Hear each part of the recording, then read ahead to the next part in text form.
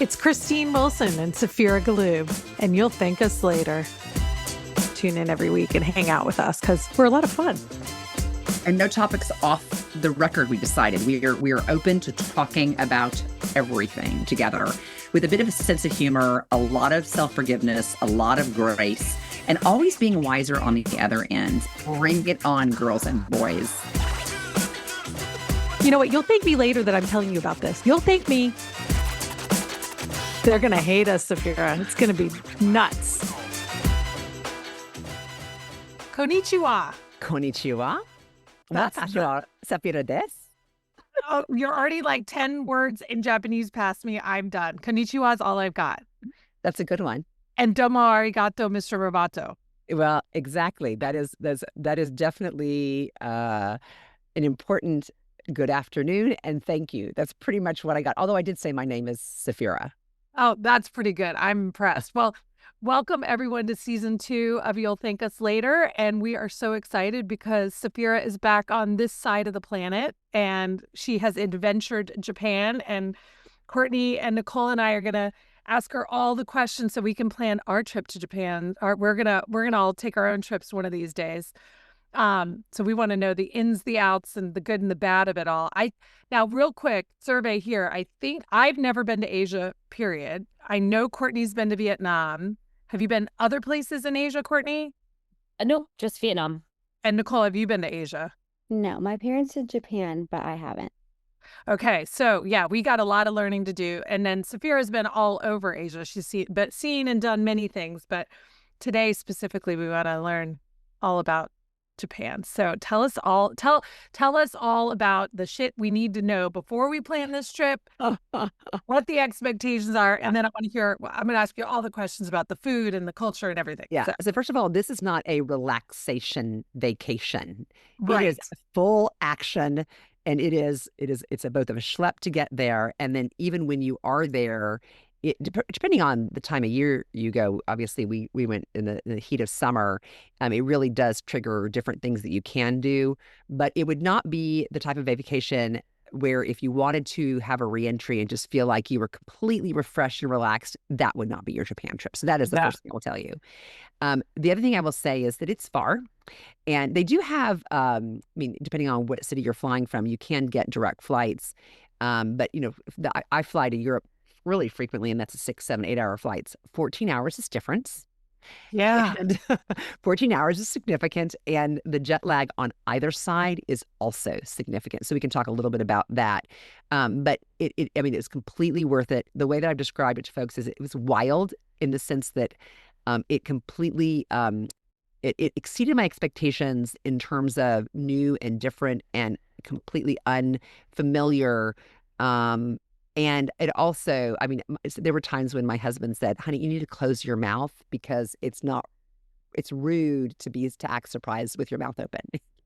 You look like you just got off the farm, honey. You're embarrassing. Not in Kansas anymore. Yeah. Act like you're worldly. Come on. Yeah. Wow. I love that I texted you to ask you a question and you're like, I'm only an hour and a half into this trip. And I was like, oh my God. Well, at least you have Wi-Fi. That's good. Yes. Connected to the world. Yes. Do you have the seats where you could lie down? So we, between us, we had a business class seat and 2 premium economy seats. So it wasn't actually, the one thing I will say is that when you fly over, you fly kind of during the day, even though it is a 14-hour flight, and you fly back during the day. So it's not like, in Europe. Overnight to Europe. Yeah. It's not like you feel like you're spending the night on the plane. You are spending the night, but it's a big daytime. So I just, I binged watched This Is Us and on both sides, and so it was good pick. Plenty, and yeah. So that was that series goes forever for those who are looking for something long and easily distract you. So who got the business class seat? I need to know. My son did. The child. I knew it. I was going to say the prince. The prince got the business class. Well, he's the one who finished high school. I guess he gets that. It wasn't intentional, but it's all good. It's good for him. Bougie boy. I love it. Okay, so tell me, where did you guys go? Where you started? Did you start in Tokyo? So we landed in Tokyo. So this is the difference of what we did. So most people will go to Japan and they will do Tokyo and usually Kyoto, and then they'll add an Osaka in usually, which is right close to Tokyo. We chose a little bit of a different route. We did land in Haneda, which is H&D, but we immediately left Haneda and went to an area called, we actually just started the first night and schlepped, or we stayed in a hotel close to the airport, kind of south of the city, just to kind of get ourselves called Yokohama, which is kind of close to where the base is and Okay. close to where a lot of the Americans are. So it's kind of a suburb of Tokyo, but it allowed us to kind of land, sleep, walk around, get our sense. And then the next morning, we kind of started our trip. And we went to an area called the Izu Peninsula, which you pass Hakone and Mount Fuji, and you go to kind of the first area where the island dips down. And we went straight into the middle of that that peninsula in a small town called Shuzenji. Okay. And it's very, very lush and very, very green. And so like there were like, bamboo forests, and I mean the greenery in Japan and the topography, if you like gorgeous, lush topography and mountainous, it will exceed expectations. I just got back from Colorado. Actually, I was in Carbondale and near Vail, Aspen, and that's the mountains are beautiful there, but there's like swaths of like diseased trees and kind of, it's like desert mountain. This is the opposite of that. This is like every imaginable color of green and texture, and it is just, and it's like that. It has this shape to it that is so magnificent.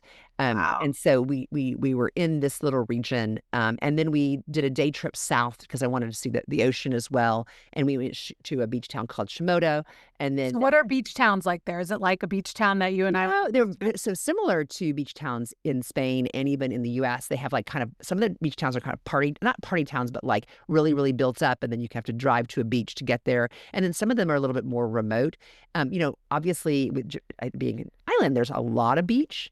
And it felt, I mean, definitely, it actually looked a little bit more like Thailand in the sense that like on the beach, there are these enormous kind of volcanic formations, so that when you're on the beach, you're also looking up at like a seemingly multi-story rock foundation. And a lot of the places we went, there wasn't a lot of development. So, the one thing about the U.S., with the exception of some of the barrier islands, everything has, like, you're on the beach, you have development. Right. I don't like that. I want to be on a beach, and I don't want to see a building anywhere. And so that was something that was remarkable to me. Not a lot of people in this town, and not a lot of people in Shizenji where we went. In fact, so were they staring at you the whole time? Like, no. So that was the other thing, is that the Japanese were completely uninterested in us. Oh, good. They didn't look. They didn't. I mean, it's a very polite society, but they were completely. They could have cared less if we were there or not. Yeah. Now the kids. So all the kids, like the entire population of school-age children, they're all in these uniforms. Yeah. They kind of look the exact same. It's hysterical. It's like, it doesn't matter where in the country you are. It's like they all get their uniforms all the same. place. Yep. Yes. And it's completely uniform from shoe to bag. They are all the same. And so that's very, very sweet. And there's a little bit of and they're obsessed with kind of Disney. And so that is like, and I will tell you, I don't want to say this ubiquitously, but when I say no one speaks English, I can just tell you that out of 100 people we meet, one person spoke English. Yeah. And so you kind of constantly had to use your either Google Translate, like cab drivers would use this like little translation device that looks cool. So it looked like a little, like an old beeper, and that they would say something and it would translate. So they're accustomed to being. I was going to say they're prepared. Yeah, right. And it was, I was thinking about what it must have been like before we had this technology, because when I say people do not speak English, I'm just telling you no English is spoken. So you really do have to be prepared to be like, to figure things out. How did you order dinner? How did you eat? Well, I will tell you, the hardest thing was that this will kind of get to one of the communities we went. If you want to make reservations, and they don't have an online version to make reservations, you can't really call and make a reservation. No, no. You're like, Americans are showing up at 7 p.m. That is not the case. Yeah. So, and we happen to be like the type of travelers where we like to get on the ground and find out where like the locals go. Yeah. We have friends that are going to Japan, and it's totally fine, but they're making all their dinner. They're going in August, and they're making like all their dinner reservations now. I am neither that organized, and Giovanni wouldn't like that anyway. He wants to find out. So we went to places where like the local folks eat, like a local pub.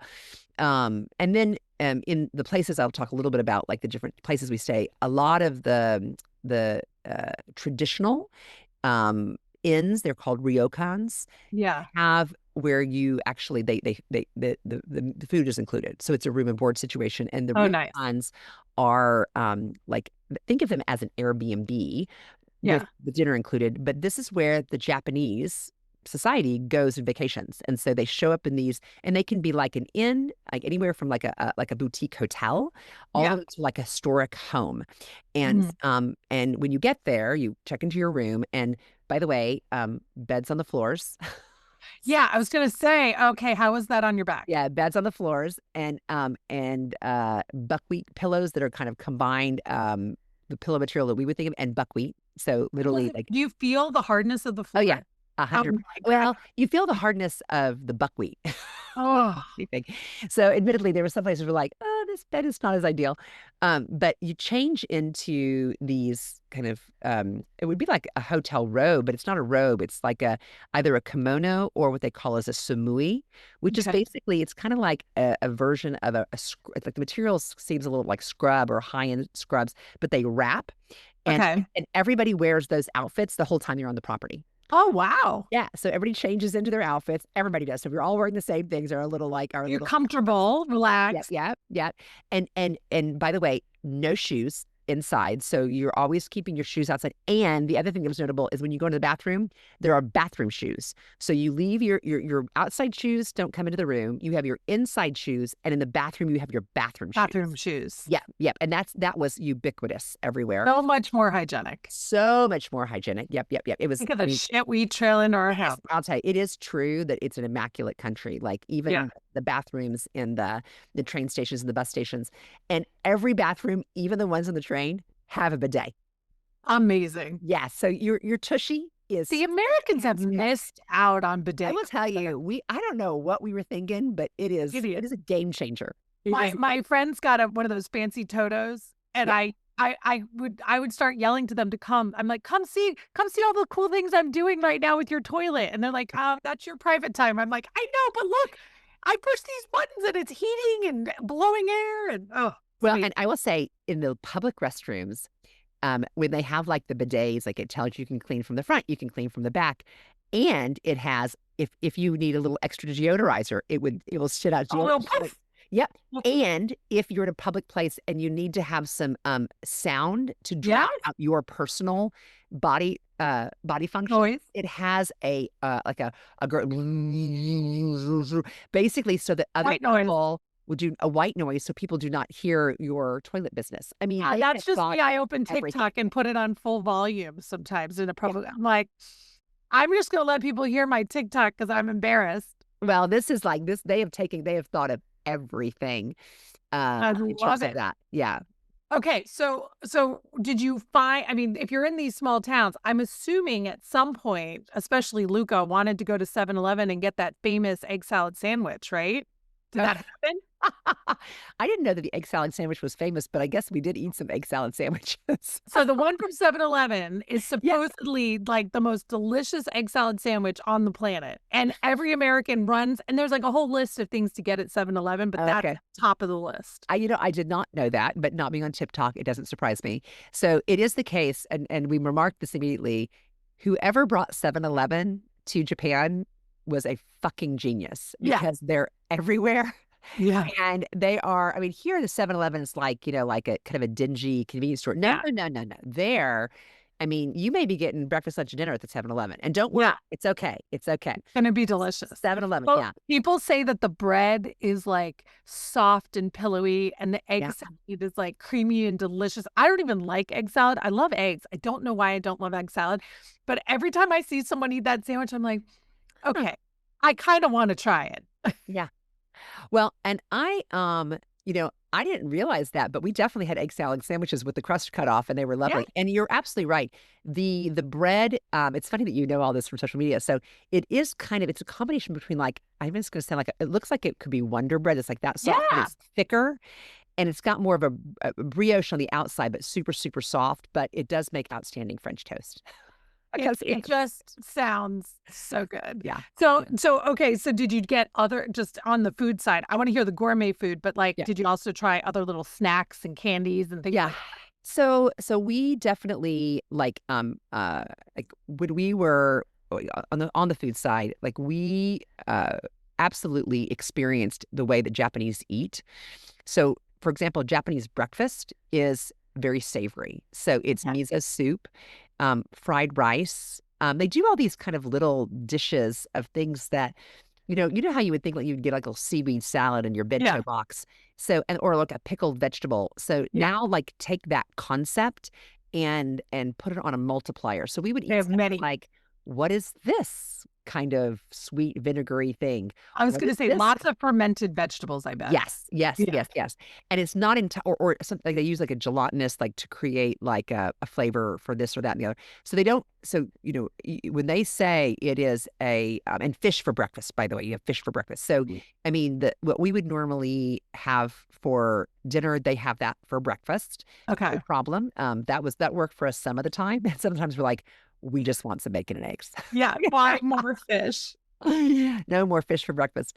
But and the other things that's kind of interesting is you go to a Japanese restaurant here and they have you can get a miso and then you get a tempura and then you get your edamame and then you get your sushi and then so in Japan the sushi, for example, is a special. Excuse me, the tempura, it's a specialty dish. So you have a restaurant that is all tempura. I mean, they do have the regular restaurants, but tempura is a specialty. They have this one, and I'm going to forget the name of it, that's kind of like a crepe and an omelet, and it's kind of made, it's like I said, again, it's kind of a combination of a crepe and an omelet, and that's a specialty in Kyoto and Osaka. The barbecue. So there's a lot of places where they bring you because we did obviously Wagyu is really famous. And then and we went to, I'll talk a little bit about my itinerary, but we were in the mountains, the Gifu Mountains, and Hida beef, Hyda, is really, really famous. And it's a very thin, lean cut beef that you actually put in a broth. Or they bring you a hot plate and you cook it yourself. But what's interesting in the multi-course meals is rice is brought almost towards the end. And when I ask one of the owners, why does rice come at the end? And sometimes they put broth in it, is that it soaks up the alcohol so you're not too drunk when you go home. They don't put rice on the front. You know how we kind of eat rice with it. Yeah, we have it all the way through. Correct. The rice is actually a course towards the end, towards the course. So that was kind of an interesting, just learning about that. But so it was. So did you eat the most incredible sushi? So, interestingly, we did not have any major big sushi meals. So in Tokyo and in Kyoto, you can literally go and the omakase, you can spend $900 a person on sushi. Yeah. You're not. We did have so we went from I don't want to jump around too much, but so we started in the Izu, then we went to Kyoto, then we went to Hiroshima from the day, and then from Kyoto we went north to a town called Kanazawa, and Kanazawa is on the water. Okay. And in Kanazawa, think about Arlington, Virginia, and think about if Arlington had, and I'm not exaggerating, 1,000 restaurants, more than 1,000 restaurants. And think about if every single restaurant did not have more than 6 seats. Oh my gosh. So that is what Kanazawa is known for. And a lot of the chefs around the world that have gone and like the guy who started Nobu. Sushi, yes. His favorite restaurants, and a lot of people learned from chefs in Kanazawa. It's one of the most under kind of, I mean, you don't really hear of Americans going to Kanazawa, but it is foodie central. Yeah. And they have a huge fish market and a huge food market. And so there, you go there to eat. I mean, absolutely. And so there we had sushi, but a lot of it's just sashimi. Yeah. It's sashimi. So what we didn't have is like here they have all these creative rolls and all this kind of flavor profile. We didn't do that. We had just really good fresh fish, more sashimi style. But we also didn't like spend a mortgage payment on a sushi dinner, which I know people do when they go there, and that's perfectly fine. We just didn't do that. You can do that here in DC. My sister for Christmas gave us a gift certificate to go to this incredible omakase restaurant. It's right behind, it's on the back side of the Waldorf Astoria. Oh, yes. I've not been there, but I have heard of it. Oj and I were ranking our top meals of our lifetime. Yeah. It's in our top 3. Nobu in Mykonos was in our top 3. Really? And at Little Washington. But I was like, look at that. We had 2 Japanese restaurants are in our top 3. Really? Yeah. So one of the things about the Japanese is that if they're going to do something, they do it well. Yeah. And so they're very fastidious about every little food is very fastidious, service is very fastidious. And so you do feel like it is not just, they didn't just slop shit together for you. Right. And so, and I will say in the restaurants, because we had a couple of Mexican restaurants, which were obviously fusion, and some Italian, a lot of Japanese restaurants, but everything is a fusion. Like it is going to be informed by and influenced with Japanese. What does Mexican Japanese taste like? So the tortillas are made with potato, and so a little bit heavier, but the flavor profiles were like out of this world. Out of this world. Yeah, fun. Yeah. And so there's Mexicans living in Japan. Well, enough to start a restaurant. So here's something. Yeah. And I'm just saying this. So I saw obviously a lot of Japanese people. I saw a lot of Americans or a lot of Caucasians. Yeah. I probably saw 2 people who had skin that was like, or maybe I don't know, 8 to 10 people, like they were Americans or African Americans.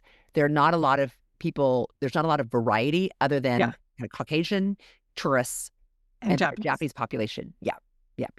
Wow. So it's a very, I mean, it is homogenous in its composition of the people who were there. Yeah. Okay. So as we're going through your itinerary, tell me who planned the cities that you were going to? So this is kind of interesting. So we went I'll say it. We all had something we wanted to do. Okay. So you all contributed. Yeah. So everybody contributed.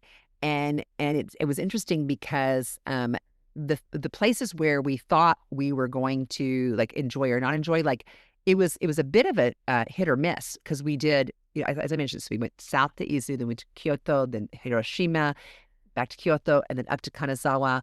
And then we made a mistake and we were supposed to go into these Gifu Mountains to a mountain range called Kamakochi, but I forgot to book something for 2 days. I had a 2-day break. And so we ended up in this town called Takayama. Okay. And Takayama is kind of between Kanazawa and where we went in the Gifu Mountains near Kamakochi. And it ended up being my very favorite place and Gio's very favorite place. It was an accidental thing. I love it. It was a sweet, it's called Hida Takayama, and it's kind of up in the mountains. They have like an Alps style situation. So they have a lot of mountains and rivers. There are rivers everywhere. There's seemingly so much water. And so they have these this ancient kind of float festival where they build these enormous hand carved floats that they bring out every year in 2 times a year. And so it was like the most unexpected place. I did not see any other Americans there. It was just the sweetest village, a lot of historical buildings and great food. And again, this is up where you get that Hida beef, that's that really nice beef. It was just, the whole thing was just like, what, where, how, when. So and I will say, again, not talking about sushi dinners that cost your mortgage, not expensive relative to what we were spending here. Right. So where did you go after that? So again, we went Kanazawa into Takayama, and then we went deep into the mountains, into the Alps.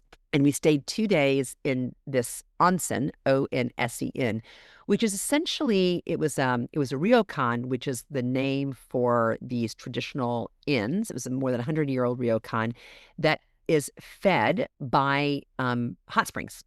Ooh. And so inside the ryokan, There were, I mean, literally, there were probably 20 different hot spring situations. And then next to the ryokan, there are all these hot spring situations. And so in your bedrooms, you didn't even have a shower because they just expected you to use the hot springs. So it was so cool. And then you got to do private. You go in naked? Public. Oh, yeah. You go in naked. Yep. Even if you're in a public one? Well, the public ones you go in, I mean, the public ones are for men and women. So you would go in naked. Yep. But they also had private ones so that you could go by yourself. Gio and I could go in together. Luca could go by himself. But there, we had the traditional meal associated with being there. And when you go in for your meals in these ryokans, every family has their own room. Wow. So it's like a private room on the floor. Yeah. And the middle of the table was full of sand. And they had these kind of little barbecue pits set up. And they would bring out everything you were eating. They would bring it on skewers and like sit it next to the barbecue, and it would cook around you. Like it was the most, so like, and it was like, I think it was like a 2.5, 3 hour experience. This one woman served us. It was, 14 courses. So a real experience of everything you could possibly imagine. So how did you tell them what you wanted? Did you just walk in and you're like, feed us? Oh, you don't tell them. They just bring you food. Yeah. What about when you went into like a little restaurant with the 6 tables? How did you point to things on a menu? Well, so the other thing that I don't know what people did is, so Google has an image. The lens thing, right? That you put over it. There was a lot of Google Lens translating for us. Yes. And honestly, like, so one of the most kind of unique situations we had, and I have to show you pictures of this, was in Kanazawa, because everywhere we went, this is the place with 1,000 restaurants and only 6 seats per, is that everywhere we would go, they were like, no reservations, no availability, right? It was full. And I'm gonna tell you, my charm did not work in Japan. Like they would look at me and be like, no. So there was this one area that was, imagine sheds, like a shed, literally a shed, and they're all like, each of these sheds, there would be like 50 of them all put together. And you walk up, and they have like little signs, little Japanese signs. And you basically walk and you like peek your head in. Okay. And you're like, and you see like a kitchen in the shed. Yeah. And room for like 4 tables. So this one shed we found ourselves in, it was completely full of music posters. And this Japanese guy, and this stereo system and a big sound system. And all the posters were Pink Floyd.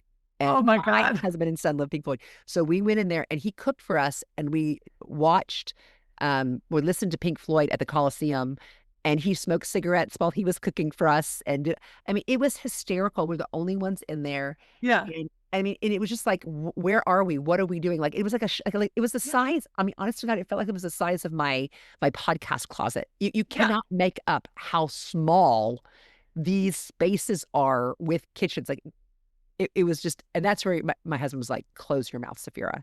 Yeah. Flies are getting in. Am I really going to eat? Now, did you get sick on anything, or did, okay. I didn't know. I didn't get sick. One of the things I did notice is there's not a lot of fresh vegetables. And so I had to kind of manage my fiber intake, if you know what I mean. Yeah. But keep it all going. Yeah. But that also could have been that we weren't ordering the right things, Yeah. But yeah, it was definitely a if you're not a curious food person, do not go to Japan. Yeah, you got to have an open mind. If you don't like fish, do not go to Japan. What was the craziest thing you ate? So when we were like I mentioned, we're on the rivers are everywhere, and so when we were up in the mountains, and they brought the skewers. They basically brought these little bitty trout that were about the size of a pen. But you like those little fish. And they basically stick a skewer in them, and it like makes them, they're like this, and they just put them on the fire, and they just hand it to you, and you basically eat the fish whole. Like the eyeballs, the bone. Yeah, you take off the fins and the tail, and you just eat the fish. Yeah, but it was delicious because the bones are so thin. But it was delicious. I mean, it was no. You know me and little fish. Saphira's all excited. She got 2 trays of those little fried up fish in Spain, and I just sat there, and she's like, "You're not gonna have any?" I'm like, "No, I am not." I Yeah. don't picky about hardly anything, but those little fish, I don't know. Yeah, it doesn't do it for you. It doesn't do it for Oh, you. and Oj could get them all. Oj and my brother-in-law Patrick and my sister. The whole time we were in Spain, they're like, "Oh, let's get more. Let's get sardines, anchovy, anything they could get little fish." And I'm like, "Stop it." Blech. Yeah, that's definitely. I will say so that Wagyu is pretty common, and Oh, again, this Hida beef it's really, really good. just like melt in your mouth. It's just super tender. I mean, it almost Yeah. doesn't even taste like beef because it's got such an elegant texture and flavor. It's really, really amazing. It's really amazing. So, what would be? I know Nicole and Courtney, you probably have a million questions for your trips to Japan, but what would be some of your advice on planning ahead? Yeah. What to plan and what not to plan based on adventure levels? Yeah. So a couple of things. Seasons make a difference. It was hot. It was brutal. Tokyo was brutal. I mean, brutal. Because, and like, for example, in Kyoto, the only way we could manage it is we got up. So we got up at 4 a.m. We were jet lagged, so it was fine. Yeah, it didn't matter. And Yeah. the sun comes out at 4:30 in the summertime. So Gio and I Ugh. got up at 4:30. Nobody was outside. And we basically did all of our sightseeing in Kyoto during 4:30 to 7:30 before everything happened. Because it is, I'm just saying, hot. brutal. Now, the Japanese are smart. They cover every ounce of skin. Like they all have all their hands are covered, their heads are covered. They have like all these special Big hats. big hats, umbrellas, UV umbrellas. I mean, literally their fingertips, all the drivers, everybody, their skin is completely covered. But it is brutally hot. So I think season matters. That's one thing I'd say. I also think that I know that Tokyo is amazing, but it's a huge city. And if you are not a huge city person, Kyoto is much more manageable. But if you go to Kyoto, I'm not really convinced you need to go to Osaka. And there are other kind of ways to experience Japan without being so overwhelmed. Like, for example, south of Tokyo is Yokohama. And that's like, it's like a suburb of Tokyo, but you feel like you're I mean, I felt like I was in Tokyo, but it was just less overwhelming. Yeah. In the metro, like literally there were so many people. Like when we wanted to cross it, I was like, okay, I mean, like it is like, I don't even know how to describe what it is like with that many people. And I've experienced it kind of in Times Square in New York, like during New Year's. Yeah. But this is every day. Yeah. This is just like getting off one metro and going to the next. Eesh. So that I think season matters. I also think that kind of know thyself, because if you need to build in rest days, then you should, because it will knock your shit out. And not so that was the other thing. I think what I would do differently now is I would probably go to a place and do like day trips from that place, but we were on the go. You had to keep packing and moving. Packing and moving. I just took a small carry-on. I was going to say, what did you, something you could move easily with? Yeah, because in many of the train stations, and you take trains everywhere, they don't have escalators or elevators. So you got to be ready to pop up and down stairs and move quickly. So I'd say that is really important. And we were able to, I mean, in the hotels we stayed in had washers and dryers. I was about to say, could you wash your clothes? Yeah, so you could wear things. Yeah. The other thing, just to kind of let you know, is like vintage and thrifting is huge in Japan. Huge. Oh, fun. My kids would love that. Oh, I know. And Luca, I mean, and there are actually a lot of American clothes. So, I mean, if you're itty bitty, you can buy clothes in the stores, but otherwise, like, that was my mom's favorite part. Literally her favorite part. She because she's under 5 foot. Yeah. So she was like, that's the best thing. I could buy whatever I wanted and it was fit for me already. Like I don't have to pay to go get it hemmed. Whereas my stepdad needed a pair of shoes and he's over 6 foot. And it was like, no way. You could not find shoes for him anywhere. Yeah. I mean, Christine, I was going to tell you, I needed to get an extra pair of pants and I went into like their version of Patagonia, this place called Montbell. Their biggest size pant didn't fit me. Oh, Lord. I was like, now, come on, friends. Yeah, come on. That's crazy. Yeah. So did you ever find anything? Like, did you have to just keep going? No. I just didn't find anything. I just kept washing what I'm saying. So I also think that, we really loved staying in the ryokan. So really making sure that but you really only need one night, if not 2 nights in the ryokan. And I thought that the bed and bread, not bed, the Airbnbs, it really made it easier to kind of like chill. But I guess it depends. I mean, like we were there with some other Americans who did like a lot of more high end, like they were in like really, really, really, really chic and expensive. But you don't have to do that to have a really good experience. Yeah, that sounds great. Ah, gosh, I don't know. What questions do you guys have? Anything? And getting your juices flowing on your trips? Well, I'm just thinking like overall experience wise, like, because I always like to ask people this when they go places. What either surprised you the most or was like the most different from what your expectations were? Mm-hmm. So the things that I mean, it is an immaculate country and super safe. You feel so safe and it's immaculate. And the level of courtesy that these people have towards one another and towards you is also remarkable. You go on to trains, it is completely full. You could hear a pin drop. Oh my gosh. Everybody is so polite and quiet. It is a super quiet society. In restaurants, I mean, it really was remarkable to me about how polite it was. Everybody's just very respectful of everybody else. Oh yeah. Did you have the same experience where like, as my parents said when they were there, like if you went and got a coffee, you drink the coffee inside. No one's walking around drinking their beverage. Oh, it is completely impolite to eat food while you're walking. That is a total no-no. Yeah, total no-no. Yeah. No public eating. And there's a whole thing with gum too, right? Oh, so this is kind of interesting. I did not get that memo. And I was sitting on a train and it was full. And so we didn't get a reserved seats. And I was sitting next to a guy. And so I had some gum. And okay, my husband would say I chew gum loudly, but I was being really conscientious. So I was just chewing. And the guy next to me, he at one point, I see his phone slide over and it had in translation, "You need to spit your gum out. That's completely impolite." I had no idea that chewing gum in public was impolite in Japan. Apparently it is. I'm just guessing the gum market there doesn't really exist at this point because I mean, it's like if you drop gum, I think you get it's like it can't, if it goes anywhere, that's a huge fine. Oh, tattoos. Yeah. Because I had like some spa treatments, then I went in for Pilates and yoga. If you have tattoos, you have to cover them. You are not allowed, because it reminds me of their gangs. And so even in the onsens and the hot springs, tattoos, not welcome. I saw on TikTok, they have these special like flesh covered bandages that you can put over them, but it can't look like a Band-Aid. It can't look like it. They almost are like invisible to see, these bandages that you put on your tattoos. Otherwise, if they even think you have the tattoos, like if you do a bad job covering it, you're not in. Yeah, no, they absolutely, we can like, when I had a facial, they're like, if you have two tattoos, you're not welcome in this establishment. Like, so that. I have two. I'm screwed. No, I mean, I think there's enough places that are kind of Western oriented, but so those are some of the things that surprised me. And it just being so remarkably clean. Yeah. So such a clean country. It's such a safe country. Did you find anyone that you got to really talk to?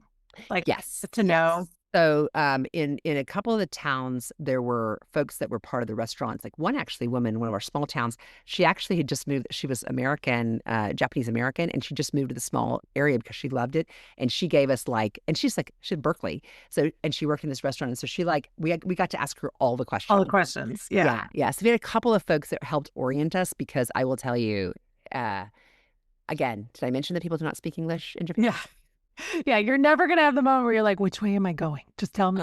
Yeah. Oh my gosh, that's crazy. Well, I don't know. Courtney, when you went to Vietnam, did you have a lot of the similar feelings or how did you feel about it? I guess not, just because the culture is so different. So it sounds like there is such a specific etiquette there. Which I think is like beautiful to see. I wouldn't say that necessarily translated over there. So I wouldn't say it was the same experience in terms of perhaps the culture. But I'm eager to go and see the differences, right? There's not only differences, it sounds like, with the people, the culture, how they go about life, but of course the food and things like that. So I'm eager to go, but it sounds like a completely different experience. I mean, even though physically you're not so far, right? It's what you're describing is not what I experienced at all. It is. The region that is one thing that's super interesting, is that the regions, because Thailand, I've been in Thailand twice. You'd think that there is ubiquity because of the region, but the cultural kind of specific, the uniqueness is like, it's not anything like Thailand, anything. Yeah. And I think that's a big part of their identity, right? Is to keep their culture different and very protected, right? I think historically, and I wasn't getting this correct, but they only recently started kind of trading with the outside world. They have not had a mentality of global trade for as long as other Asian countries. It's interesting.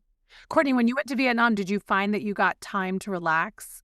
Or yeah. I mean, that's how we travel. So we made sure that was worked into our plan. So we had days on where we were doing sightseeing or things like that. And our off days just meant no official programming. So whether we were enjoying the resort or just going out on our own. So yeah, we built that in, but that's also just a personal preference of ours. So it sounds like, Saphira, that was a recommendation for Japan, or else it could be like drinking from a fire hose, which is good to know, because that we like feeling relaxed at the end of the trip, in addition to having seen and done, of course, things. A lot of people got guides that I know who go there. And I think that's fine. Again, my husband wouldn't have been fine on a guide. It kind of just depends on what your travel preferences are. Yeah, I think a guide would be great for me. I think one of my biggest things when I'm in that fish out of water is my nervousness then to like keep pushing forward and trying new things, when I feel so overwhelmed. So I think maybe even guides occasionally would be helpful for me, just to feel like I'm not as scared to try the new things. Well, and I can tell you, like, some days we're like we would try to get it to a meal and we're like, where are we going to eat tonight? And like we would walk, a mile this way and nothing, and walk, 30 minutes that way and this. So I was stressed out about people having a good experience. Yeah. And I think, the other thing that is interesting about traveling, the dynamics with a family, is that there were times when my husband just wanted a yogurt for dinner, but I wanted to have a full on something, and my son wanted to have something else. And so there is a whole, like, it is not, I mean, the family dynamic on traveling like that it's not super stress free every day. Right. Yeah. And also a teenager wants to do different things than older folks want to do. Right. Yeah, there is that dynamic for sure. But it sounds like it was a once in a lifetime experience. Such an incredible trip. And the other really exciting good news is that Luca now knows where he's going to school. Yes. Yep. So we got that news, and for those Off that know to me, England. outside of he got his school news, and so we're really excited about him headed to the UK. I told Ronan, and Ronan goes, "Oh, good. I have someone to visit now in England. I'm so excited." And I was like, "Wait, I'm going to go visit. Hold on. I want to go visit." Absolutely. You're right. So we're congratulations, Luca. We're super happy for you. I know that was not the most fun experience, and waiting all the way till July to know. Yeah. Well, if anybody, our listeners, want to talk about Japan or your upcoming trip to Japan, I will happily share our itinerary, restaurant recommendations, some do's and don'ts. But it's definitely a big trip, but a worthwhile trip. Well, when they're planning, we know that they'll thank us later for sure. 100%. Thanks so much. Have a great day, everyone.